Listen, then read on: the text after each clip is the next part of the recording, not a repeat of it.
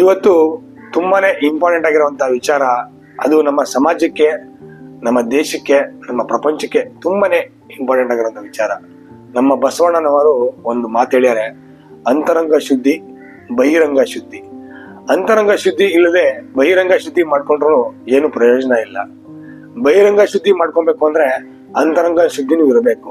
ಬಹಿರಂಗ ಶುದ್ಧಿ ಅಂದ್ರೆ ನಮ್ಮ ನಾವು ಹಾಕೊಳ್ಳುವಂತ ಉಡುಪು, ನಾವಿರುವಂತಹ ಜಾಗ, ನಮ್ಮ ಪರಿಸರ, ನಮ್ಮ ಸಮಾಜ ಎಲ್ಲ ರೀತಿಯಿಂದನೂ ಶುದ್ಧೀಕರವಾಗಿರ್ಬೇಕು. ಆ ಮಾತು ಫಿಸಿಕಲ್ ಆಗಿ ನಾವು ನೋಡುವಂತದ್ದಾಗಿರುತ್ತೆ. ಅಂತರಂಗ ಶುದ್ಧಿ ಅಂದ್ರೆ ಏನು? ನಮ್ಮ ಮನಸ್ಸಿನಲ್ಲಿರುವ ಕೆಲವು ವಿಚಾರಗಳು, ಬೇಡದಿರುವಂತ ವಿಚಾರಗಳು ಯಾವ್ಯಾವುದು, ಅಸೂಯೆ, ದ್ವೇಷ, ಕೋಪ, ಅದೆಲ್ಲ ಕಾಣಿಸದೇ ಇರುವಂತದ್ದು, ಅದೆಲ್ಲ ಮನಸ್ಸಲ್ಲಿರುತ್ತೆ. ಅದೆಲ್ಲ ಹೊರಗಡೆ ಹಾಕ್ಬೇಕು.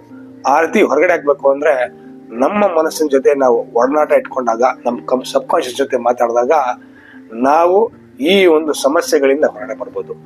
ಯಾರ್ಯಾರಿಗೆ ಫಿಸಿಕಲ್ ಡಿಸ್ಕಂಫರ್ಟ್ಸ್ ಇದೆಯೋ, ನಾನು ಆ ಫಿಸಿಕಲ್ ಡಿಸ್ಕಂಫರ್ಟ್ಸ್ಗೆ ಭಾನುವಾರ ರಾತ್ರಿ 8 ಗಂಟೆಗೆ, ನಾಳೆ 25ನೇ ತಾರೀಕು, 26ನೇ ತಾರೀಕು ನಾನು ಭಾನುವಾರ ನಿಮ್ಗೆಲ್ರಿಗೂ ಒಂದು ಫ್ರೀ ಸೆಷನ್ ಕೊಡ್ತಾ ಇದ್ದೀನಿ.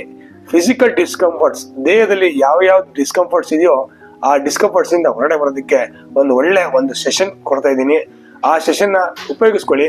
ನಿಮ್ಮ ದೈಹಿಕವಾದಂತ ಸಮಸ್ಯೆಗಳಿಂದ ಹೊರಗಡೆ ಬರೋದಕ್ಕೆ ಸಾಧ್ಯ ಆಗುತ್ತೆ. ನಮಸ್ಕಾರ. ನಾನು ಕಾಂಟ್ಯಾಕ್ಟ್ ನಂಬರ್ ಸಹ ಕಳಿಸ್ತಿದ್ದೀನಿ, ಲಿಂಕ್ ಸಹ ಹಾಕ್ತೀನಿ. ಈ ಲಿಂಕ್ ನೀವು ಯಾರು ಕಾಂಟ್ಯಾಕ್ಟ್ ಮಾಡ್ತಾರೋ ಅವ್ರಿಗೆ ಲಿಂಕ್ ಸಹ ಕಳಿಸ್ತೀನಿ. ನಮಸ್ಕಾರ. ಜೈ ಹಿಂದ್.